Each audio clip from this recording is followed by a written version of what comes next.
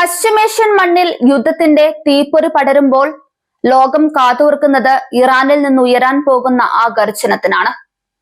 2026 March 21 Persian പുതുവർഷമായ Nowruz ഇത്തവണ വെറുമൊരു ആഘോഷമല്ല, മറിച്ച് ഇറാന്റെ പുതിയ പടയോട്ടത്തിന്റെ തുടക്കമാണ്.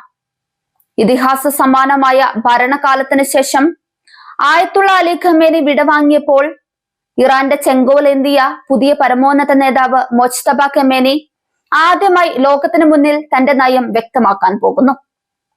ശത്രുക്കളുടെ കോട്ടകൾ വിറപ്പിക്കുന്ന പശ്ചിമേഷ്യയുടെ ഭൂപടം മാറ്റിമറിക്കാൻ പോകുന്ന ആ പ്രഖ്യാപനത്തിനായി ലോകം ശ്വാസം അടക്കി പിടിച്ചു കാത്തിരിക്കുകയാണ്. ഇത് വെറും ഒരു പുതുവത്സര സന്ദേശമല്ല, മറിച്ച് പുതിയ ഇറാന്റെ കരുത്തുറ്റ പോരാട്ട വീര്യത്തിന്റെ വിളംബരമാണ്. ഇറാൻ സർക്കാർ വൃത്തങ്ങൾ പ്രകാരം നൗറൂസ് ദിനത്തിൽ മുജ്തബ ഖമേനി രാജ്യത്തെ അഭിസംബോധന ചെയ്യാൻ സാധ്യതയുണ്ടെന്നാണ് റിപ്പോർട്ടുകൾ. ഇത് വെറും ഒരു ആഘോഷ സന്ദേശമല്ല, മറിച്ച് യുദ്ധകാലത്ത് രാജ്യത്തെ ഐക്യപ്പെടുത്താനും ആത്മവിശ്വാസം നൽകാനും ലക്ഷ്യമിട്ടുള്ള ഒരു നിർണായക പ്രസംഗമാകും. സാധാരണയായി നൗറൂസ് സന്ദേശങ്ങൾ രാജ്യത്തിന്റെ സാമ്പത്തിക, രാഷ്ട്രീയ, സാമൂഹിക ലക്ഷ്യങ്ങൾ നിർണ്ണയിക്കുന്നതിൽ വലിയ പങ്ക് വഹിക്കുന്നതാണ്. അതിനാൽ തന്നെ പുതിയ നേതാവിന്റെ ആദ്യ നൗറൂസ് സന്ദേശം ഏത് തരത്തിലുള്ള ദിശയാണ് സ്വീകരിക്കുക എന്നത് ആഭ്യന്തരത്തിലും അന്താരാഷ്ട്ര തലത്തിലും ശ്രദ്ധേയമാണ്. ഇതിനിടെ മൊജ്തബ ഖമേനിയെ ചുറ്റിപ്പറ്റി നിരവധി അഭ്യൂഹങ്ങളും വിവാദങ്ങളും നിലനിൽക്കുകയാണ്. ഇസ്രയേൽ ആക്രമണത്തിൽ അദ്ദേഹം കൊല്ലപ്പെട്ടുവെന്നോ ഗുരുതരമായി പരിക്കേറ്റുവെന്നോ ഉള്ള റിപ്പോർട്ടുകൾ അന്താരാഷ്ട്ര മാധ്യമങ്ങളിൽ പ്രചരിച്ചിരുന്നു. അമേരിക്കൻ പ്രസിഡന്റ് ഡൊണാൾഡ് ട്രംപും പ്രതിരോധ സെക്രട്ടറി പീറ്റ് ഹെഗ്സെത്തും ഇത്തരം അവകാശവാദങ്ങൾ ഉന്നയിച്ചതായി റിപ്പോർട്ടുകൾ ഉണ്ടെങ്കിലും ഇറാൻ സർക്കാർ അവയെ ശക്തമായി തള്ളിക്കളഞ്ഞു. ഈ വാർത്തകൾ തെറ്റായ പ്രചാരണമാണെന്നും രാജ്യത്തിന്റെ ആത്മവിശ്വാസം തകർക്കാനുള്ള ശ്രമമാണെന്നും അവർ ആരോപിക്കുന്നുണ്ട്. ഇത്തരം സാഹചര്യത്തിലൂടെയാണ് മൊജ്തബ ഖമേനിയുടെ നൗറൂസ് സന്ദേശം കൂടുതൽ പ്രാധാന്യം നേടുന്നത്. അദ്ദേഹം നേരിട്ട് വീഡിയോ സന്ദേശമോ അല്ലെങ്കിൽ രേഖാമൂലമുള്ള പ്രസ്താവനയോ പുറത്തിറക്കുമോ എന്നത് ഇതുവരെ വ്യക്തമായിട്ടില്ല. എന്നാൽ ജനങ്ങൾക്കിടയിൽ അദ്ദേഹത്തിന്റെ ആരോഗ്യസ്ഥിതിയെക്കുറിച്ചും നേതൃത്വ ശേഷിയെക്കുറിച്ചും നിലനിൽക്കുന്ന സംശയങ്ങൾ ഈ സന്ദേശം വഴി പരിഹരിക്കപ്പെടുമെന്ന പ്രതീക്ഷയുണ്ട്.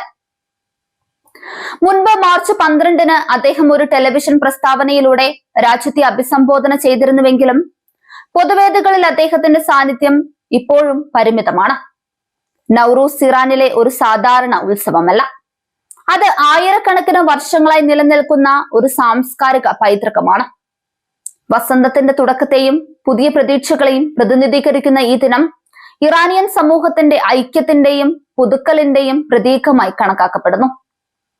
കുടുംബങ്ങൾ ഒന്നിച്ചു കൂടുകയും വീടുകൾ അലങ്കരിക്കുകയും പരമ്പരാഗത ആചാരങ്ങൾ പാലിക്കുകയും ചെയ്യുന്ന ഈ ദിനം യുദ്ധകാലത്തും ജനങ്ങൾക്ക് ആത്മവിശ്വാസം നൽകുന്ന ഒരു മാനസിക ശക്തിയാണ്. ഇപ്പോൾ ഈ പുണ്യദിനം ഒരു രാഷ്ട്രീയ സന്ദേശത്തിന്റെ വേദിയായി മാറുകയാണ്. യുദ്ധത്തിന്റെ സമ്മർദ്ദവും അന്താരാഷ്ട്ര വിമർശനങ്ങളും നേരിടുന്ന ഇറാനിന് പുതിയ നേതാവിന്റെ ശബ്ദം രാജ്യത്തെ ഏകോപിപ്പിക്കാൻ നിർണായകമാകും. പ്രത്യേകിച്ച് യുവജനങ്ങളുടെയും സൈനിക വിഭാഗങ്ങളുടെയും ആത്മവിശ്വാസം നിലനിർത്തുന്നതിൽ ഈ സന്ദേശത്തിന് വലിയ പങ്കുണ്ടാകും. ആഗോളതലത്തിലും ഈ പ്രസംഗം ശ്രദ്ധേയമാണ്. ഇറാന്റെ പുതിയ നേതാവ് തന്റെ നയതന്ത്ര സമീപനം എങ്ങനെയായിരിക്കും രൂപപ്പെടുത്തുക? യുദ്ധത്തോടുള്ള നിലപാട് എന്തായിരിക്കും? പാശ്ചാത്യ രാജ്യങ്ങളുമായി ബന്ധം എങ്ങനെ കൈകാര്യം ചെയ്യുമെന്ന് തുടങ്ങിയ കാര്യങ്ങളിൽ ലോകം ഉറ്റുനോക്കുകയാണ്. നൗറൂസ് സന്ദേശം ഈ ചോദ്യങ്ങൾക്ക് ഒരു ദിശാബോധം നൽകാൻ സാധ്യതയുണ്ട്. അവസാനമായി ഈ വർഷത്തെ നൗറൂസ് ഒരു ആഘോഷത്തെക്കാൾ കൂടുതൽ അർത്ഥം വഹിക്കുന്നുണ്ട്. അത് യുദ്ധത്തിനിടയിൽ ഒരു രാജ്യത്തിന്റെ ആത്മാവിനെ പുനർനിർമ്മിക്കാൻ ശ്രമിക്കുന്ന ഒരു നിമിഷമാണ്. മൊജ്തബ ഖമേനിയുടെ ആദ്യ നൗറൂസ് സന്ദേശം ഇറാന്റെ ഭാവിയെ നിർണയിക്കുന്ന ഒരു വഴിത്തിരിവായി മാറുമോ എന്ന ചോദ്യത്തിന് ഉത്തരം നൽകാനാണ് ഇപ്പോൾ ലോകം മുഴുവൻ കാത്തിരിക്കുന്നത്.